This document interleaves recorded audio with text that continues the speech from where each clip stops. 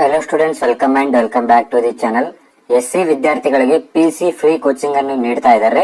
Police constable ಅಂತ ಏನ್ ಹೇಳ್ತೀವಲ್ಲ, ಹೌದು. 2025-26ನೇ ಸಾಲಿನ ಇಂದಿರಾ ಗಾಂಧಿ ವೃತ್ತಿ ಅಭಿವೃದ್ಧಿ ಕೇಂದ್ರದ ಮೂಲಕ ಪರಿಶಿಷ್ಟ ಜಾತಿ ಅಭ್ಯರ್ಥಿಗಳಿಗೆ ಪೂರ್ವ ನೇಮಕಾತಿ ಪೊಲೀಸ್ ಕಾನ್ಸ್ಟೇಬಲ್ ಪರೀಕ್ಷಾ ಪೂರ್ವ ತರಬೇತಿ ನೀಡ್ತಾ ಇದ್ದಾರೆ. ಸತತ 60 ದಿನಗಳ ಕಾಲ ಸಮಾಜ ಕಲ್ಯಾಣ ಇಲಾಖೆಯಿಂದ ಇಂದಿರಾ ಗಾಂಧಿ ವೃತ್ತಿ ಅಭಿವೃದ್ಧಿ ಕೇಂದ್ರದ ಮೂಲಕ SC ವಿದ್ಯಾರ್ಥಿಗಳಿಗೆ ಪೊಲೀಸ್ ಕಾನ್ಸ್ಟೇಬಲ್ ಪೂರ್ವ ತರಬೇತಿಯನ್ನು ನೀಡ್ತಾ ಇದ್ದಾರೆ. ಅಂಡ್ ಬಹಳ ಇಂಪಾರ್ಟೆಂಟ್ ಆಗಿ ಈ ಒಂದು ಅರ್ಜಿಗಳಿಗೆ ನಿಮ್ಗೆ ಅಪ್ಲಿಕೇಶನ್ ಫೀ ಇರುವುದಿಲ್ಲ. ಸೊ ನೀವು ಫ್ರೀಯಾಗಿ ಅರ್ಜಿಯನ್ನ ಸಲ್ಲಿಸಬಹುದು. ಯಾರೆಲ್ಲ SC ವಿದ್ಯಾರ್ಥಿಗಳಿದಾರಲ್ಲ ಅಂತ ಒಂದು ವಿದ್ಯಾರ್ಥಿಗಳಿಗೆ ಬೆಸ್ಟ್ ಆಪರ್ಚುನಿಟಿ ಅಂತಾನೆ ಹೇಳ್ಬಹುದು. ಸೊ ಬನ್ನಿ, ಈ ಒಂದು ಫ್ರೀ ಕೋಚಿಂಗ್ ಗೆ ಅರ್ಜಿಯನ್ನು ಸಲ್ಲಿಸುವುದು ಹೇಗೆ, ಅರ್ಜಿಯನ್ನು ಸಲ್ಲಿಸ್ತಾ ಇರುವಂತಹ ವಿದ್ಯಾರ್ಥಿಗಳ ವಿದ್ಯಾರ್ಹತೆ ಏನಾಗಿರ್ಬೇಕು ಅಂಡ್ ಏನೆಲ್ಲ ಟರ್ಮ್ಸ್ ಅಂಡ್ ಕಂಡೀಷನ್ ಅಪ್ಲೈ ಆಗುತ್ತೆ ಅಂತ ಎಲ್ಲ ಒಂದು ಕಂಪ್ಲೀಟ್ ಇನ್ಫಾರ್ಮೇಶನ್ ನ ಈ ಒಂದು ವಿಡಿಯೋಲಿ ಡಿಸ್ಕಸ್ ಮಾಡೋಣ. ಓಕೆ, ವಿಡಿಯೋ ಶುರು ಮಾಡೋದಕ್ಕಿಂತ ಮುಂಚೆ ನೀವೇನಾದ್ರೂ ನಮ್ಮ ಚಾನಲ್ಗೆ ಹೊಸದಾಗಿ ವಿಸಿಟ್ ಮಾಡ್ತಾ ಇದ್ರೆ ಈ ಕೂಡಲೇ ಚಾನಲ್ಗೆ ಸಬ್ಸ್ಕ್ರೈಬ್ ಆಗಿ ಹಾಗೂ ವಿಡಿಯೋಗೊಂದು ಲೈಕ್ ಮಾಡಿ. ಮತ್ತು ನಮ್ಮ ಟೆಲಿಗ್ರಾಮ್ ಚಾನಲ್ಗೆ ಏನಾದರೂ ಜಾಯ್ನ್ ಆಗಿಲ್ಲ ಅಂದ್ರೆ ಡಿಸ್ಕ್ರಿಪ್ಷನ್ ಗೆ ಟೆಲಿಗ್ರಾಮ್ ಚಾನಲ್ ಲಿಂಕ್ ಇರುತ್ತೆ. ಆ ಒಂದು ಲಿಂಕ್ ಮೇಲೆ ನೀವು ಕ್ಲಿಕ್ ಮಾಡ್ಕೊಂಡ್ಬಿಟ್ಟು ಟೆಲಿಗ್ರಾಮ್ ಚಾನಲ್ಗೆ ಜಾಯ್ನ್ ಆಗ್ಬೇಕಾಗತ್ತೆ. ಓಕೆ, ಬನ್ನಿ ವಿಡಿಯೋನ ಶುರು ಮಾಡೋಣ. ಓಕೆ, ನೀವೀಗ ಸ್ಕ್ರೀನ್ ಮೇಲೆ ನೋಡ್ತಾ ಇದ್ರಲ್ಲ, ಇಂದಿರಾ ಗಾಂಧಿ ವೃತ್ತಿ ಅಭಿವೃದ್ಧಿ ಕೇಂದ್ರದಿಂದ PC ಫ್ರೀ ಕೋಚಿಂಗ್ ಆಗಿ ನೋಟಿಫಿಕೇಶನ್ ಅನ್ನು ರಿಲೀಸ್ ಮಾಡಲಾಗಿದೆ. ಅಂಡ್ ಈ ಒಂದು ನೋಟಿಫಿಕೇಶನ್ ನಮ್ಮ ಟೆಲಿಗ್ರಾಮ್ ಅಲ್ಲಿ ಅಪ್ಲೋಡ್ ಮಾಡಿದೀವಿ. ನಮ್ಮ ಟೆಲಿಗ್ರಾಮ್ ಗೆ ಜಾಯ್ನ್ ಆದ್ರೆ ನಿಮ್ಗೆ ಕಂಪ್ಲೀಟ್ ಆಗಿ ಈ ಒಂದು ನೋಟಿಫಿಕೇಶನ್ ಅನ್ನ ನೀವು ನೋಡಬಹುದು. ಸೊ ಸದ್ಯಕ್ಕೆ ನಾನು ಮೇನ್ ಇಂಪಾರ್ಟೆಂಟ್ ಪಾಯಿಂಟ್ಸ್ ನ ಹೇಳ್ಬಿಡ್ತೀನಿ. ಸೊ ಮೊದಲನೇದಾಗಿ ಅರ್ಜಿನ ಸಲ್ಲಿಸ್ತಾ ಇರುವಂತಹ ವಿದ್ಯಾರ್ಥಿಗಳ ವಯಸ್ಸನ್ನು ನೋಡುವುದಾದರೆ, ಅಂದ್ರೆ ಅಪ್ಲೈ ಮಾಡ್ತಾ ಇರುವಂತಹ ವಿದ್ಯಾರ್ಥಿಗಳ ಏಜ್ ಲಿಮಿಟ್ ಅನ್ನು ನೋಡುವುದಾದರೆ, ಮಿನಿಮಮ್ ಏಜ್ ಬಂದು 18 ವರ್ಷದ ವಿದ್ಯಾರ್ಥಿ ಆಗಿರ್ಬೇಕಾಗತ್ತೆ. ಅಂಡ್ ಮ್ಯಾಕ್ಸಿಮಮ್ ಏಜ್ ಬಂದು 26 ವರ್ಷದ ವಿದ್ಯಾರ್ಥಿ ಆಗಿರ್ಬೇಕಾಗತ್ತೆ. ಅಂಡ್ ಅದಾದ ನಂತರ ವಿದ್ಯಾರ್ಹತೆಯನ್ನು ನೋಡುವುದಾದರೆ, ಅರ್ಜಿ ಸಲ್ಲಿಸಲು ನಿಗದಿಪಡಿಸಿದ ಕೊನೆಯ ದಿನಾಂಕದೊಳಗೆ ಮಾನ್ಯತೆ ಪಡೆದ ಅಂಗೀಕೃತ ಪದವಿ ಪೂರ್ವ ಕಾಲೇಜಿನಲ್ಲಿ ದ್ವಿತೀಯ PUC ಉತ್ತೀರ್ಣರಾಗಿರ್ಬೇಕು. ಅಂದ್ರೆ ಸೆಕೆಂಡ್ PUC ನೀವು ಪಾಸ್ ಆಗಿರ್ಬೇಕಾಗತ್ತೆ. ರೆಕಗ್ನೈಸ್ಡ್ ಯೂನಿವರ್ಸಿಟಿಯಿಂದ ನೀವು ಸೆಕೆಂಡ್ PUC ಪಾಸ್ ಆಗಿರ್ಬೇಕಾಗತ್ತೆ. ಸೆಕೆಂಡ್ PUC ಪಾಸ್ ಆದ್ರೆ ನೀವು ಈ ಒಂದು ಫ್ರೀ ಕೋಚಿಂಗ್ ಆಗಿ ಆರಾಮಾಗಿ ಅರ್ಜಿಯನ್ನ ಸಲ್ಲಿಸಬಹುದು. ಸೊ ಅದಾದ ನಂತರ ಕರ್ನಾಟಕ ರಾಜ್ಯದ ನಿವಾಸಿಯಾಗಿರ್ಬೇಕಾಗತ್ತೆ. ಪರಿಶಿಷ್ಟ ಜಾತಿಗೆ ಸೇರಿರಬೇಕಾಗತ್ತೆ. ಅಂಡ್ ಅರ್ಜಿ ಸಲ್ಲಿಸುವ ಕೊನೆಯ ದಿನಾಂಕದೊಳಗಡೆ ನಿಗದಿತ ನಮೂನೆಯಲ್ಲಿ ಜಾತಿ ಮತ್ತು ಆದಾಯ ಪ್ರಮಾಣ ಪತ್ರ ಪಡೆದಿರಬೇಕಾಗುತ್ತೆ. ಅಂಡ್ ನಿಮ್ಮ ಹತ್ರ ಆಲ್ರೆಡಿ ನಿಮ್ಮ ಒಂದು ಕ್ಯಾಸ್ಟ್ ಅಂಡ್ ಇನ್ಕಮ್ ರೆಡಿ ಆಗಿರ್ಬೇಕಾಗತ್ತೆ. ಒಂದ್ ವೇಳೆ ಇಲ್ಲ ಅಂತಂದ್ರೂ ಕೂಡ ಅರ್ಜಿ ಸಲ್ಲಿಸುವ ಕೊನೆಯ ದಿನಾಂಕದ ಒಳಗಡೆ ನಿಮ್ಮ ಹತ್ರ ಕ್ಯಾಸ್ಟ್ ಅಂಡ್ ಇನ್ಕಮ್ ಸರ್ಟಿಫಿಕೇಟ್ ಇರಬೇಕಾಗತ್ತೆ. ಸೊ ಅದಾದ ನಂತರ ವಾರ್ಷಿಕ ಆದಾಯವನ್ನು ನೋಡುವುದಾದರೆ, ನಿಮ್ಮೊಂದು ಇನ್ಕಮ್ ಲಿಮಿಟ್ ಎಷ್ಟಿರಬೇಕು ಅಂತ ನೋಡುವುದಾದರೆ, ವಾರ್ಷಿಕ ಆದಾಯ ಎಲ್ಲ ಮೂಲಗಳಿಂದ ರೂಪಾಯಿ 5 ಲಕ್ಷ ಮೀರಿರಬಾರದು. ಸೊ ನಿಮ್ಮ ಒಂದು ಇನ್ಕಮ್ ಲಿಮಿಟ್ ಬಂದು 5 ಲಕ್ಷದ ಒಳಗಡೆ ಇರಬೇಕಾಗತ್ತೆ. ಈ ಒಂದು ಫ್ರೀ ಕೋಚಿಂಗ್ ಗೆ ಅರ್ಜಿನ ಸಲ್ಲಿಸುವುದಕ್ಕೆ ನಿಮ್ಮ ಒಂದು ಇನ್ಕಮ್ ಲಿಮಿಟ್ ಬಂದು 5 ಲಕ್ಷದ ಒಳಗಡೆ ಇರಬೇಕಾಗತ್ತೆ. ಸೊ ಅದಂತರ ಎತ್ತರ ಅಂದ್ರೆ ಫಿಸಿಕಲ್ ಇರೋದ್ರಿಂದ ಹೈಟ್ ಕಂಪಲ್ಸರಿ ಆಗಿರ್ಬೇಕಾಗತ್ತೆ. ಪುರುಷರಿಗೆ ಮಿನಿಮಮ್ 168 ಸೆಂಟಿಮೀಟರ್ ಇರಬೇಕಾಗತ್ತೆ. ಅಂಡ್ ಮಹಿಳೆಯರಿಗೆ ಕನಿಷ್ಠ 157 ಸೆಂಟಿಮೀಟರ್ ಇರಬೇಕಾಗತ್ತೆ. ಪುರುಷರಿಗೆ ಮಿನಿಮಮ್ 168 ಸೆಂಟಿಮೀಟರ್ ಇರಬೇಕಾಗತ್ತೆ. ಮಹಿಳೆಯರಿಗೆ ಮಿನಿಮಮ್ 157 ಸೆಂಟಿಮೀಟರ್ ಇರಬೇಕಾಗತ್ತೆ. ಅದಾದ ನಂತರ ತೂಕ ಕನಿಷ್ಠ 45 kg ಇರಬೇಕಾಗತ್ತೆ. ಅದಾದ ನಂತರ ಎದೆಯ ಸುತ್ತಳತೆ ಕನಿಷ್ಠ 86 ಸೆಂಟಿಮೀಟರ್ ಇರಬೇಕಾಗತ್ತೆ. ಓಕೆ, ಅದಾದ ನಂತರ ಆಯ್ಕೆ ವಿಧಾನ ಹೇಗಿರುತ್ತೆ ಅಂತ ನೋಡುವುದಾದರೆ, ಯಾವ ರೀತಿ ನಿಮ್ಮನ್ನ ಸೆಲೆಕ್ಟ್ ಮಾಡ್ತಾರೆ ಅಂತ ನೋಡುವುದಾದರೆ, ದೈಹಿಕ ಅರ್ಹತೆಯ ಆಧಾರದ ಮೇಲೆ ಆಯ್ಕೆ ಮಾಡಲಾಗುವುದು.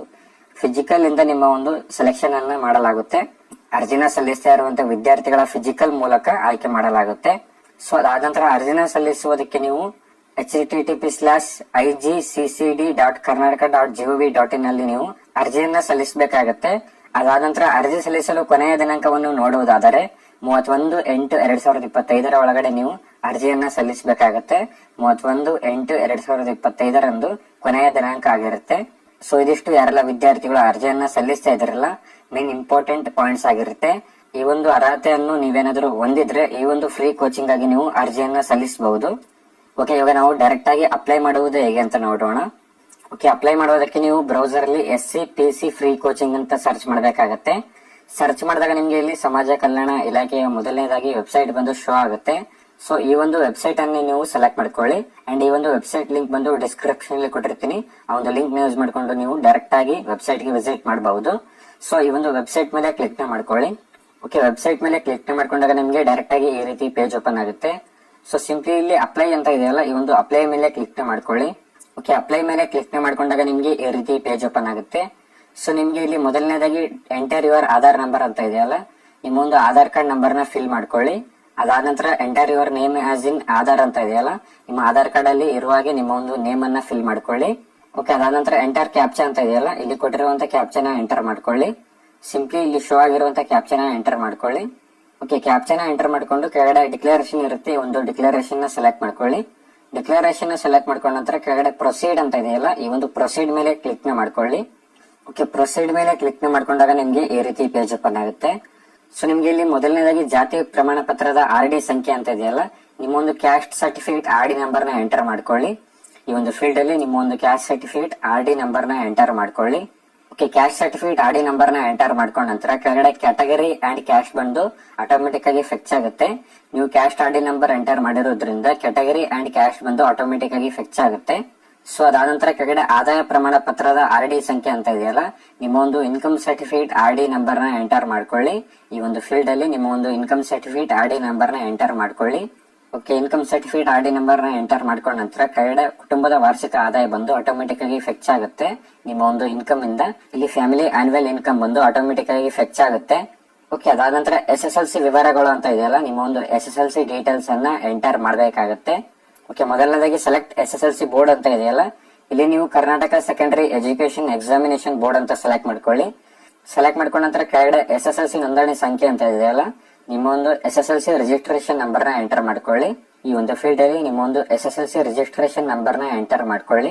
ಓಕೆ, ನಿಮ್ಮ ಒಂದು SSLC ರಿಜಿಸ್ಟ್ರೇಷನ್ ನಂಬರ್ ಎಂಟರ್ ಮಾಡ್ಕೊಂಡ ನಂತರ ನಿಮ್ಮ ಒಂದು ಪರ್ಸನಲ್ ಡೀಟೇಲ್ಸ್ ಬಂದು ಆಟೋಮೆಟಿಕ್ ಆಗಿ ಫಿಕ್ಸ್ ಆಗುತ್ತೆ. ಸೊ ನಿಮ್ಮ ಒಂದು name, father name, mother name ಬಂದು ಇಲ್ಲಿ ಆಟೋಮೆಟಿಕ್ ಆಗಿ ಫಿಕ್ಸ್ ಆಗುತ್ತೆ.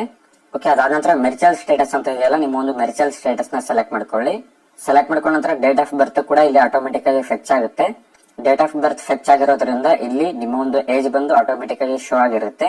ಅದಾದ ನಂತರ ಜೆಂಡರ್ ಕೂಡ ಇಲ್ಲಿ ಆಟೋಮೆಟಿಕ್ ಆಗಿ ಫಿಕ್ಸ್ ಆಗಿರುತ್ತೆ, ಅಂದ್ರೆ ಆಟೋಮೆಟಿಕ್ ಆಗಿ ಸೆಲೆಕ್ಟ್ ಆಗಿರುತ್ತೆ. ಅದಾದ ನಂತರ ಸೆಲೆಕ್ಟ್ ಡಿಸ್ಟಿಕ್ ಅಂತ ಇದೆಯಲ್ಲ, ನಿಮ್ಮ ಒಂದು ಡಿಸ್ಟಿಕ್ ನ ಸೆಲೆಕ್ಟ್ ಮಾಡ್ಕೊಳ್ಳಿ.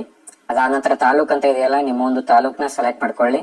ತಾಲೂಕ್ ನ ಸೆಲೆಕ್ಟ್ ಮಾಡ್ಕೊಂಡ ನಂತರ ಅಡ್ರೆಸ್ ಅಂತ ಇದೆಯಲ್ಲ, ನಿಮ್ಮ ಒಂದು ಅಡ್ರೆಸ್ ನ ಎಂಟರ್ ಮಾಡ್ಕೊಳ್ಳಿ. ಈ ಒಂದು ಫೀಲ್ಡ್ ಅಲ್ಲಿ ನಿಮ್ಮ ಒಂದು ಅಡ್ರೆಸ್ ನ ಎಂಟರ್ ಮಾಡ್ಕೊಳ್ಳಿ. ಅದಾದ ನಂತರ ಪಿನ್ ಕೋಡ್ ಅಂತ ಇದೆಯಲ್ಲ, ಪಿನ್ ಕೋಡ್ ನ ಎಂಟರ್ ಮಾಡ್ಕೊಳ್ಳಿ. ಮೊಬೈಲ್ ನಂಬರ್ ಅಂತ ಇದೆಯಲ್ಲ, ಮೊಬೈಲ್ ನಂಬರ್ ನ ಎಂಟರ್ ಮಾಡ್ಕೊಳ್ಳಿ. ಮೊಬೈಲ್ ನಂಬರ್ ನ ಎಂಟರ್ ಮಾಡ್ಕೊಂಡ ನಂತರ ಕೆಳಗಡೆ ಸೆಂಡ್ OTP ಅಂತ ಇದೆಯಲ್ಲ, ಈ ಒಂದು ಸೆಂಡ್ OTP ಮೇಲೆ ಕ್ಲಿಕ್ ಮಾಡ್ಕೊಳ್ಳಿ. ಓಕೆ, ಸೆಂಡ್ OTP ಮೇಲೆ ಕ್ಲಿಕ್ ಮಾಡ್ಕೊಂಡಾಗ ನಿಮ್ಮ ಮೊಬೈಲ್ ನಂಬರ್ ಒಂದು OTP ಬರುತ್ತೆ. ಆ ಒಂದು OTP ನ ಇಲ್ಲಿ ಕೆಳಗಡೆ ಎಂಟರ್ ಮಾಡ್ಕೊಳ್ಳಿ. ಇಲ್ಲಿ OTP ಅಂತ ಇದೆಯಲ್ಲ, ಈ ಒಂದು ಫೀಲ್ಡ್ ಅಲ್ಲಿ ನಿಮ್ಮ ಒಂದು ಮೊಬೈಲ್ ನಂಬರ್ ಗೆ ರಿಸೀವ್ ಆಗಿರುವಂತ OTP ನ ಎಂಟರ್ ಮಾಡ್ಕೊಳ್ಳಿ. ಎಂಟರ್ ಮಾಡ್ಕೊಂಡು ಕೆಳಗಡೆ ವೆರಿಫೈ ಅಂತ ಇದೆಯಲ್ಲ, ಈ ಒಂದು ವೆರಿಫೈ ಮೇಲೆ ಕ್ಲಿಕ್ ಮಾಡ್ಕೊಳ್ಳಿ. ಓಕೆ, ವೆರಿಫೈ ಮೇಲೆ ಕ್ಲಿಕ್ ಮಾಡ್ಕೊಂಡ ನಂತರ ಕೆಳಗಡೆ ಇಮೇಲ್ ID ಅಂತ ಇದೆಯಲ್ಲ, ಇಮೇಲ್ ID ನ ಎಂಟರ್ ಮಾಡ್ಕೊಳ್ಳಿ. ನಿಮ್ಮೊಂದು ಆಕ್ಟಿವ್ ಇಮೇಲ್ ID ನ ಫಿಲ್ ಮಾಡ್ಕೊಳ್ಳಿ. ಓಕೆ, ಅದಾದ ನಂತರ ಕ್ವಾಲಿಫಿಕೇಶನ್ ಅಂತ ಇದೆಯಲ್ಲ, ಇಲ್ಲಿ ನೀವು ನಿಮ್ಮ ಒಂದು ಕ್ವಾಲಿಫಿಕೇಶನ್ ಡೀಟೇಲ್ಸ್ ಅನ್ನ ನೀಡಬೇಕಾಗತ್ತೆ. ಇಲ್ಲಿ ನೀವು PUC ನ ಕಂಪ್ಲೀಟ್ ಮಾಡಿ ಡಿಗ್ರಿ ಏನಾದ್ರು ಕಂಪ್ಲೀಟ್ ಮಾಡಿದ್ರೆ ಆ ಒಂದು ಡಿಗ್ರಿ ಡೀಟೇಲ್ಸ್ ಅನ್ನ ಎಂಟರ್ ಮಾಡ್ಕೊಳ್ಳಿ. ಅಥವಾ ಜಸ್ಟ್ PUC ಕಂಪ್ಲೀಟ್ ಮಾಡಿದ್ರೆ ನೀವು ಇಲ್ಲಿ ಕೆಳಗಡೆ ಸೆಕೆಂಡ್ PUC ಆರ್ ಡಿಪ್ಲೊಮಾ ಅಂತ ಇದೆಯಲ್ಲ, ಈ ಒಂದು ಆಪ್ಷನ್ ಅನ್ನ ಸೆಲೆಕ್ಟ್ ಮಾಡ್ಕೊಳ್ಳಿ. ಸೊ ಈ ಒಂದು ಫ್ರೀ ಕೋಚಿಂಗ್ ಆಗಿ ಕಂಪಲ್ಸರಿ PUC ಆಗಿರೋದ್ರಿಂದ ನೀವು PUC ಡೀಟೇಲ್ಸ್ ನ ಫಿಲ್ ಮಾಡ್ಬೇಕಾಗತ್ತೆ. ಓಕೆ, ಸೆಲೆಕ್ಟ್ ಮಾಡ್ಕೊಂಡ ನಂತರ ಕೆಳಗಡೆ ಸೆಲೆಕ್ಟ್ ಡಿವಿಷನ್ ಅಂತ ಇದೆಯಲ್ಲ, ನೀವು ಯಾವೊಂದು ಡಿವಿಷನ್ ಗಾಗಿ ಅಪ್ಲೈ ಮಾಡ್ತಾ ಇದಾರೆ ಅಂತ ಸೆಲೆಕ್ಟ್ ಮಾಡ್ಬೇಕಾಗತ್ತೆ. ಸೊ ಸಿಂಪಲ್ ಇಲ್ಲಿ ನೀವು ಯಾವೊಂದು ಸಿಟಿಗಾಗಿ ಅಪ್ಲೈ ಮಾಡ್ತಾ ಇದಾರೆ ಅಂತ ಸೆಲೆಕ್ಟ್ ಮಾಡ್ಬೇಕಾಗತ್ತೆ. ಇಲ್ಲಿ ಬೆಳಗಾವಿ, ಬೆಂಗಳೂರು, ಕಲಬುರ್ಗಿ, ಮೈಸೂರು 4 ಆಪ್ಷನ್ಸ್ ಇರುತ್ತೆ. ನೀವು ಯಾವೊಂದು ಸಿಟಿಗಾಗಿ ಅಪ್ಲೈ ಮಾಡ್ತಾ ಇದ್ರಲ್ಲ ಆ ಒಂದು ಸಿಟಿನ ಸೆಲೆಕ್ಟ್ ಮಾಡ್ಕೊಳ್ಳಿ. ಓಕೆ, ಸೆಲೆಕ್ಟ್ ಮಾಡ್ಕೊಂಡ ನಂತರ ಹೈಟ್ ಅಂತ ಕೇಳ್ತಾರೆ, ನಿಮ್ಮ ಒಂದು ಹೈಟ್ ಅನ್ನ ಎಂಟರ್ ಮಾಡ್ಕೊಳ್ಳಿ. ಅದಾದ ನಂತರ weight ಕೇಳ್ತಾರೆ, ನಿಮ್ಮ ಒಂದು weight ನ ಎಂಟರ್ ಮಾಡ್ಕೊಳ್ಳಿ. ಅದಾದ ನಂತರ ಚೆಸ್ಟ್ ಕೇಳ್ತಾರೆ, ಅಂದ್ರೆ ನಿಮ್ಮ ಒಂದು ಚೆಸ್ಟ್ ಸೆಂಟಿಮೀಟರ್ ನ ಎಂಟರ್ ಮಾಡ್ಕೊಳ್ಳಿ. ಓಕೆ, ಅದಾದ ನಂತರ 12th or it's equivalent from recognised board details ಅಂತ ಕೇಳ್ತಾರಲ್ಲ, ನಿಮ್ಮ ಒಂದು 12th ಡೀಟೇಲ್ಸ್ ಅನ್ನ ನೀವು ಫಿಲ್ ಮಾಡ್ಬೇಕಾಗತ್ತೆ. ಮೊದಲನೇದಾಗಿ ಕಾಲೇಜ್ ಆರ್ ಯೂನಿವರ್ಸಿಟಿ ಅಂತ ಇದೆಯಲ್ಲ, ನಿಮ್ಮ ಒಂದು ಕಾಲೇಜ್ ನೇಮ್ ಅಥವಾ ಯೂನಿವರ್ಸಿಟಿ ನೇಮ್ ನ ಫಿಲ್ ಮಾಡ್ಕೊಳ್ಳಿ. ಅದಾದ ನಂತರ ರಿಜಿಸ್ಟ್ರೇಷನ್ ನಂಬರ್ ಅಂತ ಇದೆಯಲ್ಲ, ನಿಮ್ಮ ಒಂದು 12th ರಿಜಿಸ್ಟ್ರೇಷನ್ ನಂಬರ್ ನ ಫಿಲ್ ಮಾಡ್ಕೊಳ್ಳಿ. ಅದಾದ ನಂತರ ಇಯರ್ ಆಫ್ ಪಾಸಿಂಗ್ ಅಂತ ಇದೆಯಲ್ಲ, ನಿಮ್ಮೊಂದು 12th ಪಾಸಿಂಗ್ ಇಯರ್ ನ ಸೆಲೆಕ್ಟ್ ಮಾಡ್ಕೊಳ್ಳಿ. ಓಕೆ, ಅದಾದ ನಂತರ ಕೆಳಗಡೆ ಟೋಟಲ್ ಮಾರ್ಕ್ಸ್ ಅಂತ ಇದೆಯಲ್ಲ, ನಿಮ್ಮೊಂದು ಟೋಟಲ್ ಮಾರ್ಕ್ಸ್ ಅನ್ನ ಫಿಲ್ ಮಾಡ್ಕೊಳ್ಳಿ. ಅದಾದ ನಂತರ ಮಾರ್ಕ್ಸ್ ಅಪ್ಟೈನೆಡ್ ಅಂತ ಇದೆಯಲ್ಲ, ನೀವು ಎಷ್ಟು ಮಾರ್ಕ್ಸ್ ಅನ್ನ ಪಡೆದಿದ್ದೀರ ಅಂತ ಫಿಲ್ ಮಾಡ್ಕೊಳ್ಳಿ. ಓಕೆ, ಮಾರ್ಕ್ಸ್ ಅನ್ನ ಎಂಟರ್ ಮಾಡ್ಕೊಂಡ ನಂತರ ಪರ್ಸೆಂಟೇಜ್ ಬಂದು ಇಲ್ಲಿ ಆಟೋಮೆಟಿಕ್ ಆಗಿ ಶೋ ಆಗುತ್ತೆ. ನಿಮ್ಮೊಂದು ಮಾರ್ಕ್ಸ್ ಕಾರ್ಡ್ ಇಂದ ಇಲ್ಲಿ ಪರ್ಸೆಂಟೇಜ್ ಬಂದು ಆಟೋಮೆಟಿಕ್ ಆಗಿ ಫಿಕ್ಸ್ ಆಗುತ್ತೆ. ಓಕೆ, ನಿಮ್ಮ ಎಲ್ಲಾ ಡೀಟೇಲ್ಸ್ ನ ಎಂಟರ್ ಮಾಡ್ಕೊಂಡ ನಂತರ ಕೆಳಗಡೆ ಡಾಕ್ಯುಮೆಂಟ್ ಅಪ್ಲೋಡ್ಸ್ ಅಂತ ಇದೆಯಲ್ಲ, ಇಲ್ಲಿ ಕೆಲವೊಂದು ಡಾಕ್ಯುಮೆಂಟ್ಸ್ ಗಳನ್ನ ಕೇಳ್ತಾರೆ. ಆ ಒಂದು ಡಾಕ್ಯುಮೆಂಟ್ಸ್ ಗಳನ್ನ ನೀವು ಅಪ್ಲೋಡ್ ಮಾಡ್ಬೇಕಾಗತ್ತೆ. ಓಕೆ, ಮೊದಲನೇದಾಗಿ ಅಪ್ಲೋಡ್ ಅಪ್ಲಿಕೆಂಟ್ ಫೋಟೋ ಅಂತ ಇದೆಯಲ್ಲ, ನಿಮ್ಮ ಒಂದು ಪಾಸ್ಪೋರ್ಟ್ ಸೈಜ್ ಫೋಟೋನ ಅಪ್ಲೋಡ್ ಮಾಡ್ಬೇಕಾಗತ್ತೆ. And passport size photo format ಬಂದು JPG ಫಾರ್ಮ್ಯಾಟ್ ಆಗಿರ್ಬೇಕಾಗತ್ತೆ. ಅಂಡ್ 100 KB ಒಳಗಡೆ ಇರ್ಬೇಕಾಗತ್ತೆ. ನಿಮ್ಮ ಒಂದು ಫೋಟೋ ಸೈಜ್ ಬಂದು 100 KB ಒಳಗಡೆ ಇರ್ಬೇಕಾಗತ್ತೆ. ಅದಾದ ನಂತರ ಅಪ್ಲೋಡ್ ಅಪ್ಲಿಕೆಂಟ್ ಸಿಗ್ನೇಚರ್ ಅಂತ ಇದೆಯಲ್ಲ, ಇಲ್ಲಿ ನಿಮ್ಮೊಂದು ಸಿಗ್ನೇಚರ್ ನ ಅಪ್ಲೋಡ್ ಮಾಡ್ಕೊಳ್ಳಿ. ಅಂಡ್ ಸಿಗ್ನೇಚರ್ ಫಾರ್ಮ್ಯಾಟ್ ಸೈಜ್ ಬಂದು JPG ಫಾರ್ಮ್ಯಾಟ್ ಅಲ್ಲಿ ಇರ್ಬೇಕಾಗತ್ತೆ. ಅಂಡ್ 40 KB ಒಳಗಡೆ ಇರಬೇಕಾಗತ್ತೆ. ಅದಾದ ನಂತರ ಅಪ್ಲೋಡ್ ಕ್ಯಾಸ್ಟ್ ಸರ್ಟಿಫಿಕೇಟ್ ಅಂತ ಕೇಳಿದಾರಲ್ಲ, ನಿಮ್ಮೊಂದು ಕ್ಯಾಸ್ಟ್ ಸರ್ಟಿಫಿಕೇಟ್ ಅನ್ನ ನೀವು ಅಪ್ಲೋಡ್ ಮಾಡಬೇಕಾಗತ್ತೆ. ಅಂಡ್ ಕ್ಯಾಸ್ಟ್ ಸರ್ಟಿಫಿಕೇಟ್ ಸೈಜ್ ಬಂದು 200 KB ಒಳಗಡೆ ಇರಬೇಕಾಗತ್ತೆ.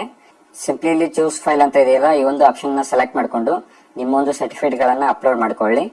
ಓಕೆ, ಅದಾದ ನಂತರ ಅಪ್ಲೋಡ್ ಇನ್ಕಮ್ ಸರ್ಟಿಫಿಕೇಟ್ ಅಂತ ಕೇಳಿದಾರಲ್ಲ, ನಿಮ್ಮೊಂದು ಇನ್ಕಮ್ ಸರ್ಟಿಫಿಕೇಟ್ ಅನ್ನ ಅಪ್ಲೋಡ್ ಮಾಡ್ಕೊಳ್ಳಿ. ಇನ್ಕಮ್ ಸರ್ಟಿಫಿಕೇಟ್ ಸೈಜ್ ಬಂದು 200 KB ಒಳಗಡೆ ಇರಬೇಕಾಗತ್ತೆ. ಅದಾದ ನಂತರ ಕೊನೆಯದಾಗಿ ಅಪ್ಲೋಡ್ 12th ಸರ್ಟಿಫಿಕೇಟ್ ಅಂತ ಕೇಳಿದಾರಲ್ಲ, ನಿಮ್ಮ ಒಂದು 12th ಮಾರ್ಕ್ಸ್ ಕಾರ್ಡ್ ಅನ್ನ ಅಪ್ಲೋಡ್ ಮಾಡಬೇಕಾಗತ್ತೆ. ಅಂಡ್ 12th ಮಾರ್ಕ್ಸ್ ಕಾರ್ಡ್ ಬಂದು 200 KB ಒಳಗಡೆ ಇರಬೇಕಾಗುತ್ತೆ. JPG ಫಾರ್ಮ್ಯಾಟ್ ಅಲ್ಲಿ ಇರಬೇಕಾಗತ್ತೆ. ಸಿಂಪ್ಲಿ ಎಲ್ಲ ಒಂದು ಡಾಕ್ಯುಮೆಂಟ್ಸ್ ಗಳನ್ನ ಅಪ್ಲೋಡ್ ಮಾಡ್ಕೊಳ್ಳಿ. ಇಲ್ಲಿ ಚೂಸ್ ಫೈಲ್ ಮೇಲೆ ಕ್ಲಿಕ್ ಮಾಡಿಕೊಂಡು ನಿಮ್ಮ ಒಂದು ಡಾಕ್ಯುಮೆಂಟ್ಸ್ ಗಳನ್ನ ಅಪ್ಲೋಡ್ ಮಾಡ್ಕೊಳ್ಳಿ. ಓಕೆ, ನಿಮ್ಮ ಎಲ್ಲಾ ಡಾಕ್ಯುಮೆಂಟ್ಸ್ ಗಳನ್ನ ಅಪ್ಲೋಡ್ ಮಾಡ್ಕೊಂಡ ನಂತರ ಕೆಳಗಡೆ ಇಲ್ಲಿ ಡಿಕ್ಲರೇಷನ್ಸ್ ಇರುತ್ತೆ. ಈ ಒಂದು 3 ಡಿಕ್ಲರೇಷನ್ ಗಳನ್ನ ನೀವು ಟಿಕ್ ಮಾಡ್ಕೊಳ್ಳಿ. ಸಿಂಪ್ಲಿ ಈ ರೀತಿ ನೀವು 3 ಡಿಕ್ಲರೇಷನ್ಸ್ ಗಳನ್ನ ಸೆಲೆಕ್ಟ್ ಮಾಡ್ಕೊಳ್ಳಿ.